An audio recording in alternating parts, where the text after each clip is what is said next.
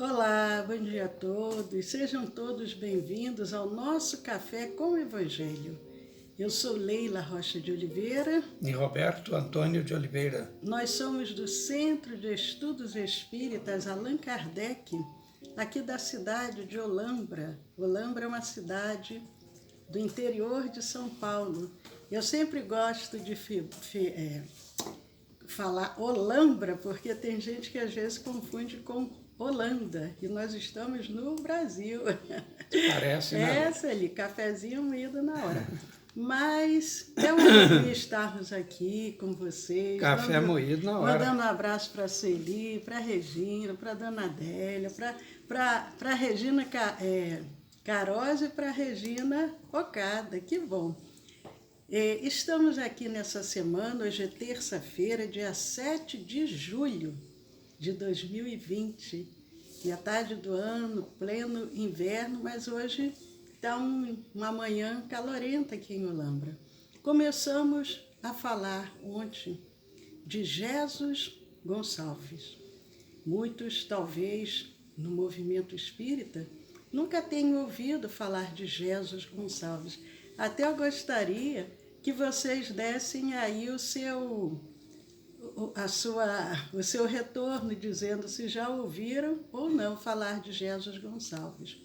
Jesus Gonçalves teve reencarnações muito comprometedoras. Por isso que quando ele vem nessa última reencarnação como Jesus, numa cidadezinha pequena do interior, no meio rural, ficou órfão de mãe aos 3 anos, órfão de pai aos 15, aos 14 anos já trabalhava com trabalhos dorçais. A Celi diz que sim, que já ouviu falar. Trabalhos braçais. Não conhecia. A Regina Caroz disse que não conhecia.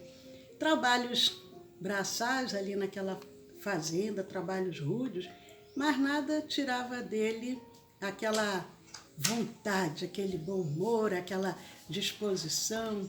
Ele gostava de música, poesia, ele escrevia, ele fundou uma bandinha para tocar nas quermesses, nos bailes. Era um jovem muito atuante. Cedo foi trabalhar como tesoureiro na prefeitura, um trabalho de responsabilidade. Cedo também ele casou com 20 anos, com uma moça que já era viúva e tinha 2 filhas, as quais ele adota como suas filhas também. E ele tem mais 4 filhos, e cedo também vem a viuvez. Com 30 anos vem a viuvez, e ele se vê viúvo, com 6 filhos para cuidar, e uma vizinha que ajudava no cuidado daqueles filhos acaba sendo pedida em casamento pelo Jesus, casa-se com ele, a Anita, e até fazendo uma retificação, porque eu disse que aos 27 anos ele havia descoberto que ele estava com a hanseníase. Só que na realidade foi um pouco depois, porque ele ficou viúvo com 28 anos. Ele nasceu em 1902, ficou viúvo em 1930, tinha 28 anos. Ele já havia casado com a segunda esposa quando ele descobre a enfermidade. E ele, no início, é afastado do trabalho, fica no seu lar, depois um amigo cede para ele um sítio. Oi, Alice, tudo bom? Cede um sítio para que ele pudesse ficar morando, porque a hanseníase não tinha cura e as pessoas tinham que ficar afastadas da sociedade. Mas isso só para a gente fazer uma retrospectiva do que nós falamos ontem, e hoje nós vamos dar continuidade a essa personalidade, Jesus Gonçalves. E eu deixaria agora o Roberto falar, porque eu já falei demais. Leila, nós estamos fazendo uma recapitulação daqueles que, entre nós aqui, eles deixaram exemplos marcantes, né? E aqueles que às vezes estão nos vendo pela primeira vez ficam penalizados e condoídos, e é natural que esse sentimento de misericórdia nos envolva. Mas para que nós possamos entender a grandeza da misericórdia, mas sobretudo da justiça divina, nós não podemos deixar de fazer o mergulho no passado das personagens que hoje nós estamos conhecendo, encarnados, e alguns contemporâneos e outros que passaram, embora recentes, e lá atrás o que houve na vida deles. O Eduardo Carvalho Monteiro, ele escreveu 2 livros que nós falamos sobre o Jesus Gonçalves. E ele, num desses livros, fala sobre as reencarnações anteriores do Jesus Gonçalves. E uma delas foi como alarico, que a gente sabe da história, né? Porque separar algumas coisas que às vezes têm mediunidade e às vezes são fatos históricos. E isso que nós estamos recordando nesse momento é que o rei Alarico, ele foi um rei visigodo. Alarico I. O Alarico I. E ele dominava com um tacão de ferro, era um dominador sanguinário, guerreiro, general do exército visigodo. Então, por 3 vezes ele sitia Roma e na terceira vez ele realmente domina, ele invade Roma. Isso foi em torno do século IV depois de Cristo, Isso, não é isso? Foi no século IV. E ele, enquanto estava do último cerco, né, que foi véspera do assalto a Roma, vem ter com ele o nosso conhecidíssimo, né, porque também participou da codificação, né, que é Santo Agostinho, né, o Agostinho de Hipona. Santo Agostinho encarnado naquela época, quando ia invadir Roma. Isso, e lá nesse cerco, Agostinho adentra corajosamente. Eu fiquei imaginando com que coragem, de que coragem se vestiu. Mas os missionários realmente têm essa coragem que nós apenas sonhamos por enquanto. Mas então ele, numa entrevista, né, numa audiência com o rei, já era tarde da noite, e ele faz uma súplica a Alarico, que ao invadir Roma, que poupasse crianças, mulheres, principalmente, e os templos cristãos, que eram muitos. E assim acontece, nenhum templo cristão foi tocado. Mais tarde nós viremos entender isso, agora eu vou pular um pouco, porque o Alarico II, então, aliás, Alarico I, ele desencarna pouco depois. Digamos que ele não tenha vivido, ou pelo menos naquela existência, o suficiente para encarar a sua glória, para usufruir, mas levaria um grande peso na sua bagagem kármica. Eu gostaria até de falar um pouquinho também, porque o Alarico, ele como um grande general, ele acreditava que o mundo estava a seus pés. Só que ele, além de dominar, como o Roberto disse, ele dominava com muita crueldade. Mas quando ele desencarna, isso aí já parte não mais da parte histórica, mas da parte mediúnica, ele no mundo espiritual, ele solicita, pede novamente para que ele pudesse ter uma segunda chance.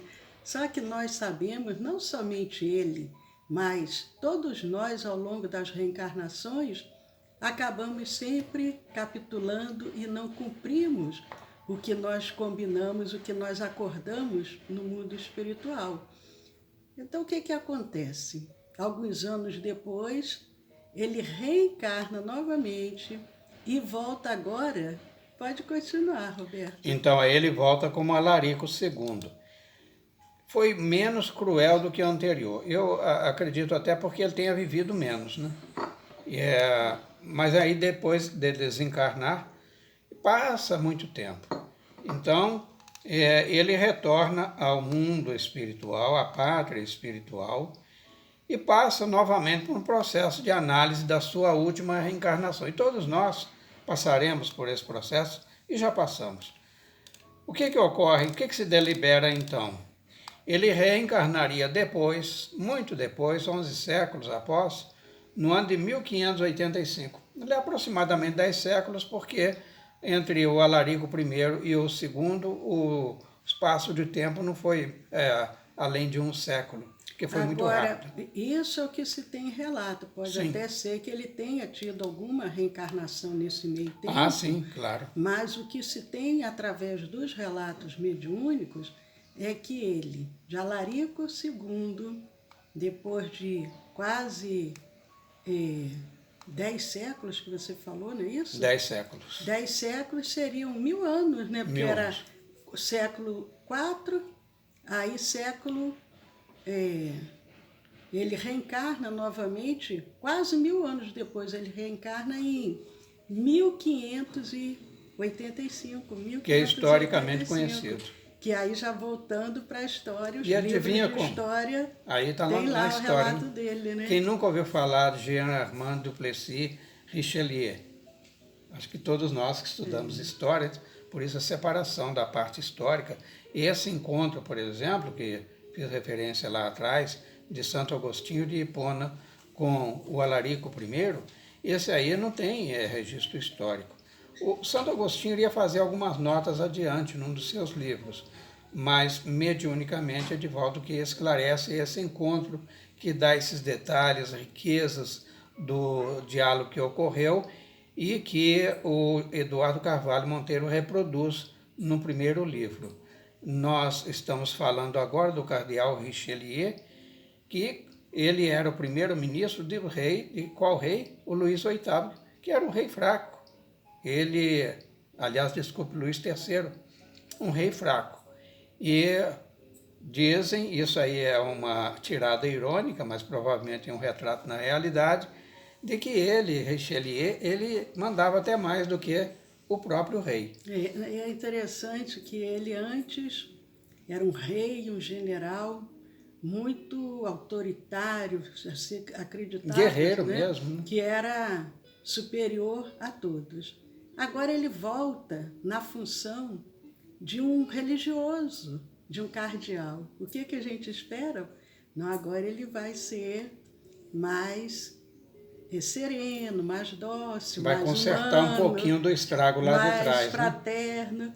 Mas, como o Roberto disse, ele vem no reinado de Luís XIII e ele vem nessa função, e a gente sabe que a igreja mandava mais do que o rei. A igreja tinha mais poder do que o imperador, do que aquele que estava, teoricamente, à frente do poder. Era a igreja-estado, né, Leila? Era uma igreja-estado. Mas então isso é tudo verdade. bem, aí a história de Richelieu... Ele reencarna na França. E a história de Richelieu, já conhecemos a história.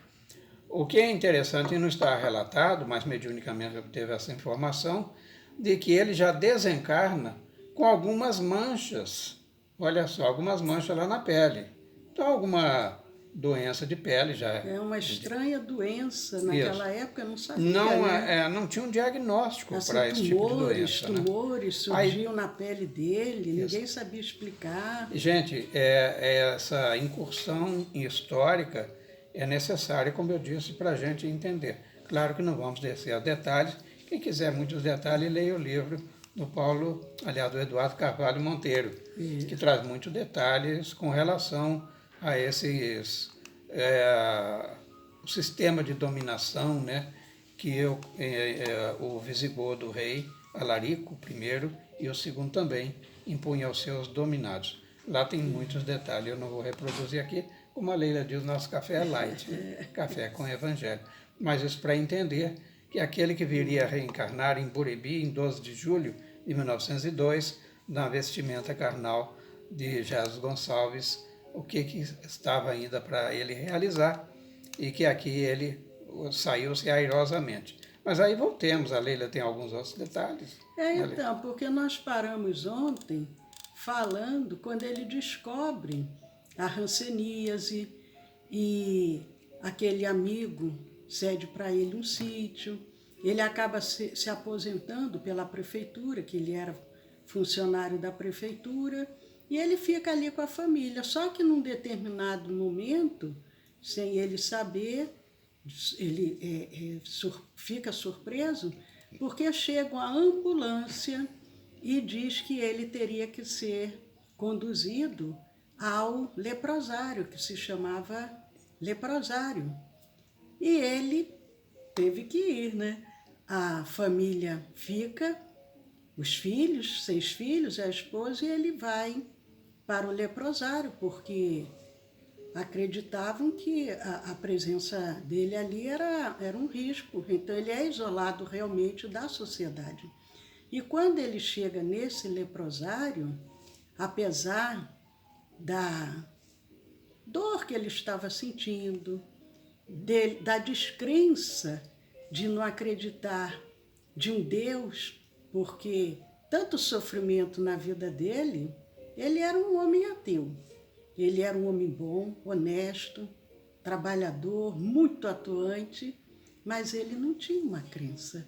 Porque como que ele poderia acreditar que houvesse algo além e que permitisse tanto sofrimento, tanto dele quanto de outras pessoas, crianças, adultos, sofrerem de uma forma que não tinha uma explicação. Mas quando ele chega lá no asilo, ele faz uma revolução, porque ele era muito atuante, mesmo com todas as suas dores, mas ele começa ali, ele já começa a revolucionar, mas eu digo assim, uma grande revolução no bom sentido. Mas assim como? Eu não quero, eu quero detalhes, Leila. Então, mas é isso que eu vou falar. Ele cria jornal, ele funda um jornal, ele cria grupos de teatro, ele começa a fazer com que aquela colônia, que era todo mundo assim tão só envolvido no seu sofrimento, tivesse vida. A colônia cria vida. Ela passa a ser uma colônia aonde as pessoas começam... Isso foi lá em Aimorés, ali perto de Bauru, né, Leila? Exatamente. Ele começa a revolucionar ali. E o diretor fica tão satisfeito com a presença dele ali, que com o passar do tempo, ele queria sair dali, porque ele sabia que tinham outras colônias que ofereciam um melhor tipo de tratamento. Não que ele fosse maltratado, mas pelas enfermidades que ele já ia possuindo no corpo, muitas dores, ele queria mudar de colônia, mas o diretor ficou super feliz quando soube que ele queria mudar de colônia. É verdade, Roberto? O diretor ficou super feliz quando soube que ele queria mudar de colônia? Ao contrário, desculpa. Mas antes, Leila, desse momento, porque a pessoa que tem esse dinamismo, ele cai no gosto geral pela sua atuação. Ele não era uma pessoa inerme, assim, aquele tipo, meu Deus, é agora que eu vou fazer da minha... Não, ele chegou, como a Leila diz, ele criou lá o jornal O Momento, ele ensaiava teatro, ele fez uma liga de futebol lá dentro da colônia. Ele gostava muito de futebol, né? Isso, e aí, no meu entendimento, ele só tinha pecou um pouquinho pelo bom senso, porque ele torcia pelo Corinthians, né? Mas é só um detalhe. Mas, e aí, o arrobo dele, e não era uma coisa legal, não era permitido até então, depois humanizaram mais nas chamadas colônias de rancenianos, leprosários. E ele obtém permissão do diretor para que a esposa vá morar com ele e também leve os filhos. Aqueles filhos que ele tinha deixado lá no sítio, vão ter com ele. Mas então, assim, voltando a esse momento que a Leila me provocou, o diretor, lógico, falou, olha, com uma pessoa tão dinâmica, atuante, que mantém o bom ânimo, né, dos internos, né, essa dinâmica, mantém eles ocupados, isso naturalmente traz uma sobrecarga menor de trabalho para com aqueles cuidadores e a administração hospitalar como um todo. Então, o que ele fazia? O Jesus Gonçalves já tinha, a essas alturas, contato com o secretário de saúde, então. E ele fazia carta para o secretário de saúde, solicitando a remoção dele para uma colônia também melhor equipada, como a Leila colocou, que ficava em Guarulhos, né? Tem o nome de um padre, não é o padre Isabel não, mas isso não é só um detalhe. Fato é que as cartas dele eram boicotadas pelo diretor da colônia Aimorés. Ele pensava que a carta seguia e Ele o estava homem assim, puxa vida, engavetava. mas ele não. Então ele na missiva seguinte falou, olha, tem tanto tempo que eu já escrevi e volto ao assunto, e eu fazia lá a sua rogativa, né? E naturalmente, o diretor, sabendo de tudo, engavetou. Só que o estado do Gesso piorava, diferentemente dos demais. Porque a gente sabe que quando o peso do que nós trazemos de outros tempos é muito grande, às vezes a dor cavalga mais rápido e de uma maneira de um ginete fora de controle.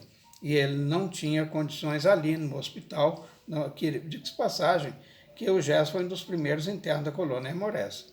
Logo que se manifesta a hanseníase e que ele é internado, tinha poucos meses que a colônia estava inaugurada. Então não tinha estrutura de uma colônia já mais antiga. Daí a razão dele pleitear esse tratamento. Porque, diferente do que a gente pode perceber, porque a lepra ela é visível, né? O pavilhão auricular ele é consumido, né? As falanges dos dedos, as extremidades, as próprias deformações fisionômicas, né? Mas internamente também machuca, e o caso do Gesso era o fígado. O fígado dele também estava atacado, e era dores, né, naturalmente, com a tendência de partir para outros órgãos internos, incluindo o coração. Então, aí, resumindo, Leila, ele é transferido em emergência a caminho dessa colônia lá em Guarulhos. Aí, veja bem, a distância de Bauru até Guarulhos era coisa assim de umas 5 horas de viagem, em ambulância. E naquela época tem que lembrar que as estradas não eram Não, como hoje, não né? era. Hoje você faz, por exemplo, Isso foi na década de na década de 40. 40, né? Então você pega, por exemplo, o roteirizador, né, do Google, você vê de Bauru, por exemplo, para Pirapitingui, em direção à capital, está 3 horas de viagem hoje, pela Castelo Branco. Naquela época, naturalmente, era muito mais complicado. Entretanto, o que ocorreu? A caminho lá de Guarulhos, as dores se tornaram insuportáveis. E aqueles que estavam ali acompanhando o Jesus, né, motoristas, os enfermeiros e naturalmente a equipe, enfim, que estava ali, a equipe médica, falaram assim, olha, nós não podemos levá-lo para um hospital qualquer, que é proibido. Existia uma disposição regulamentar de saneamento que proibia isso, então ele só poderia ser atendido numa colônia com um hospital apropriado. E qual era que estava mais próximo no meio do caminho? Pirapitingui, que fica ali em Itu, né? Itu, Salto, aquele miolinho ali. Então ele é levado para... Aí sim que ocorreu, então, a internação por interferência dos benfeitores de Mais Altos, para que ele ficasse em Pirapitingui. E a gente viria depois entender por quê. Né, Lélia? Exatamente. Nossa, já acabou o nosso tempo. Olha, tem muita história para contar. Amanhã vamos dar continuidade explicando como que foi lá em Pirapitingui. Porque, por enquanto, ele era um homem atuante, trabalhador, dedicado, mas era ateu, não acreditava em Deus. E o que aconteceu que Jesus Gonçalves mudou? Amanhã nós damos continuidade a essa história belíssima de superação de um homem que tirava as vidas, violento general, um cardeal que as pessoas temiam, para um homem que se torna um cristão. Hoje, terça-feira, 20 horas, nós temos o nosso estudo do Evangelho, de 8 às 8h30 da noite. Participem do estudo do Evangelho e logo a seguir nós temos a nossa reunião de irradiação e vibração. Quem estiver em tratamento ou que desejar participar do tratamento à distância, envie nome completo e endereço e dizendo o que está precisando para o nosso WhatsApp 19 99 341 6316. Amanhã nós continuamos essa história, aproveitando, mandando um abraço para a Cirlei, um abraço para o Alain, Um abraço para o Arnaldo. Ô, Arnaldo, que bom! Hoje, pelo visto, você não está no trabalho.